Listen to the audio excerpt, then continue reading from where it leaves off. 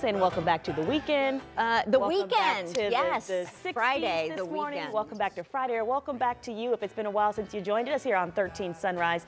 Looking out across downtown Indianapolis, it looks like a beautiful skyline where we actually can see, at least from here. It does look like there's a little bit of haze in the back. Maybe that's just the clouds that Matt has been talking about this morning. Yeah, I think so. We'll welcome in here at 6 o'clock. As we mentioned, it's Friday. We all feel good about that, and I'm guessing you do too. So we're glad you're with us. I'm Julia, along with Julia and Matt here this morning. We're always excited when we get to Friday, but it gets even better when we find out our temperatures are warming up and we'll see the sun a little bit. We will. Got to get past the cloudy morning though, Matt, but it's just kind of just the price that we'll have to pay to have a 70s on a Saturday in November. We'll do it. Yeah. I think low and mid 70s for some of us.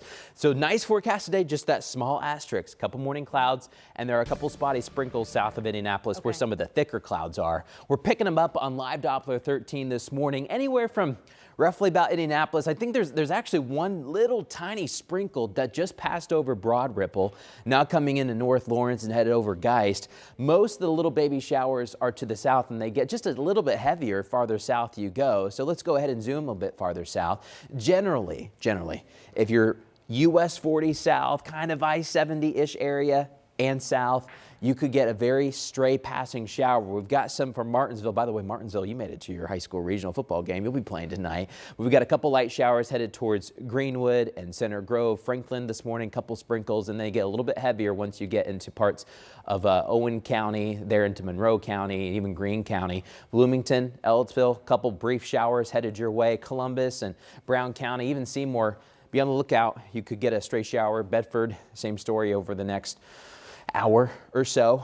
Mainly cloudy skies right now in Indianapolis, but we won't stay that way. We're in the 40s, by the way. Got a couple sprinkles over by the airport, but expect clearing skies later this afternoon and lots of sun. So we'll take these 40s and we'll add about 20 degrees to them. That'll feel nice. We'll show you that timeline here in a bit. I do want to talk traffic though this morning as you're headed out the door.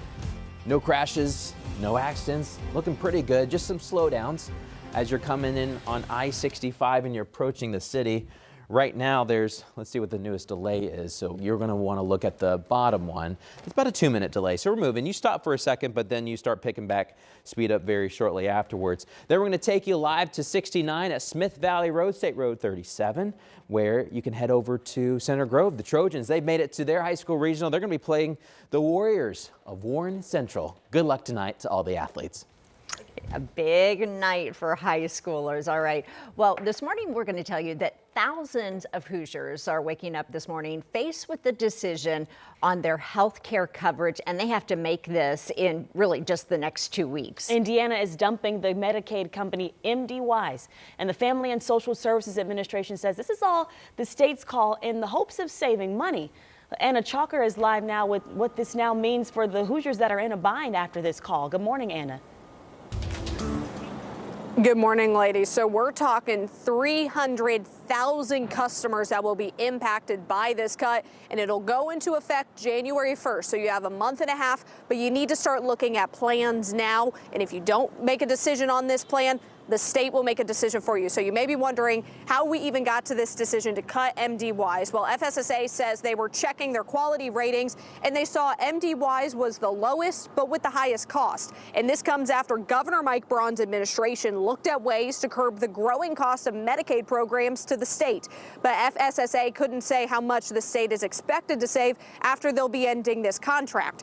MD Wise says they've been providing Hoosier customers services for over 30 years and are pushing back against those allegations that were made. The company also says there is not enough time for customers to make this switch and understand the options they could have. As our members move, they might have to choose another provider, or in order for the next MCE to get that provider into their network, they're going to have to go through a credentialing process. And that process it does take time for those changes and switches to occur.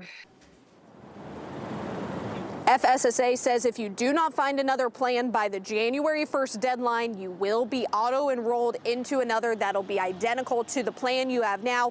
And if you are a customer watching this morning and you may be wondering, what are my options since I have such little time to make this decision? Well, the state has 3 that you can look at if you want to find those ways. We'll share those and lay those out for you coming up. All right, Anna, such an unfortunate choice they have to make here this morning. Thank you.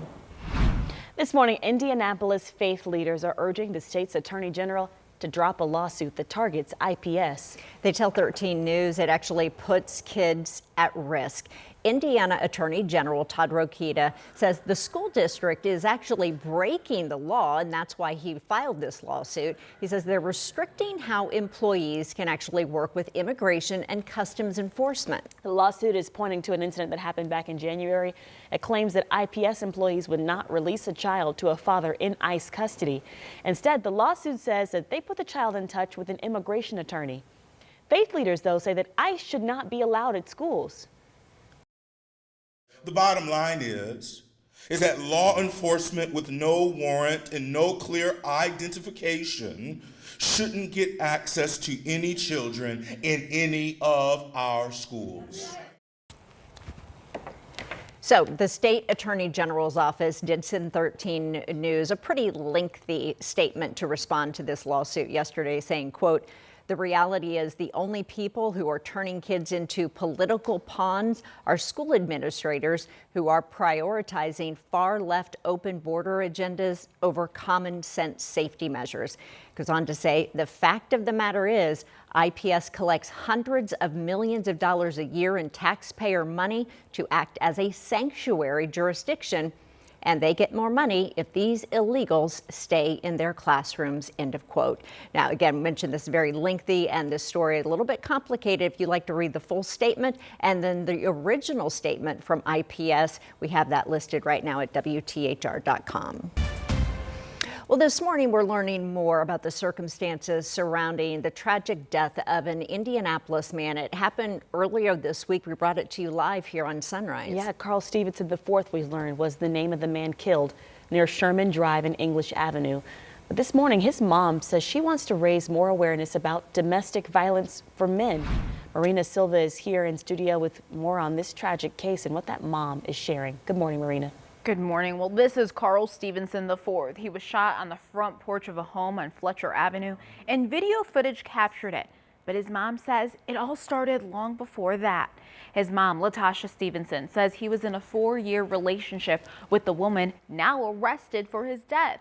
She says in those 4 years, she noticed red flags. She says he turned into someone she didn't recognize and pulled away from his family. The relationship started to get tough on him, according to her. Court documents say the couple argued the morning of the murder and the fight turned physical. They say Carl left, but later returned to pick up some items. The woman told officers Carl banged on her door and allegedly had a gun. They say she claimed she tried to take the gun from him when it went off. But video showed a different story. Court documents say he didn't have a gun and he was bent over when the suspect shot him. In that moment, for you to pick that gun up and shoot my son when he was not a threat to you, I just won't get it. Latasha says what hurts most is that her son refused to see the red flags in the relationship. Carl's mom says she wants more people to understand how domestic violence affects men. Gosh, it's so important to shed some light on this because it does get kind of brushed under. Has this woman been charged in this case? So she is arrested on a preliminary charge of murder. She has not been formally charged yet. So for our viewers, so you know, 13 News' policy is we don't name them until they are formally charged. Right. A case that we'll be closely following. Your heart just goes out to this family and everyone involved. Marina, thank you. Well, this morning there are growing tributes for the Delaware County Sheriff's deputy that was killed in the line of duty this week. Corporal Blake Reynolds' death continues to impact the community and fellow officers. It's just been a couple days as the Indy FOP has deployed their active response kit just hours after the tragic crash. Now, this is really just amazing what they've done here. This is helping them provide food, support, and even a place for deputies and other staff members to already that are back on shift to rest and get resources.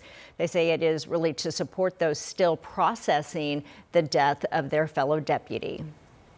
They're back to work today. You know, I mean, they still have to get out there. They have a job to do, and they all know that. They raised their hand to swear an oath, and they're back out there serving and protecting the community.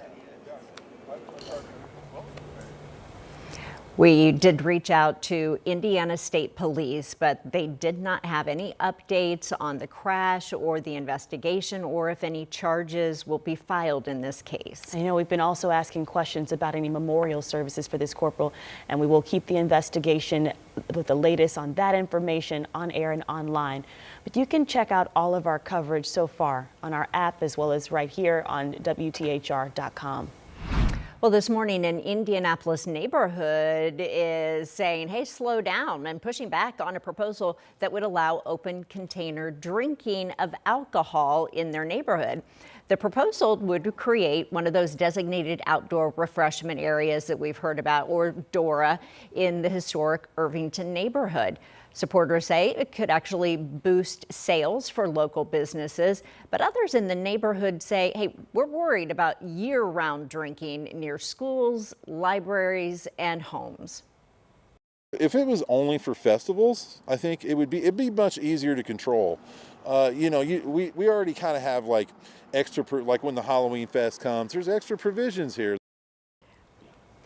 So Councilor Andy Nielsen, who introduced the ordinance, says that he has been working closely with neighbors, business owners, and even other leaders in the area. The proposal is up for debate at the Rules and Public Policy meeting that happens November 25th. If it's approved, the full council could vote on this in December. Oh, the shutdown is over officially, so everything's back to normal, right? Yeah, if you've been impacted by this, you know that is not quite true. We'll tell you why it's taken a while for some agencies to finally get back online. And the new funding bill could make it harder to buy hemp products in Indiana. The challenge that's creating for businesses who are already making big money off the product.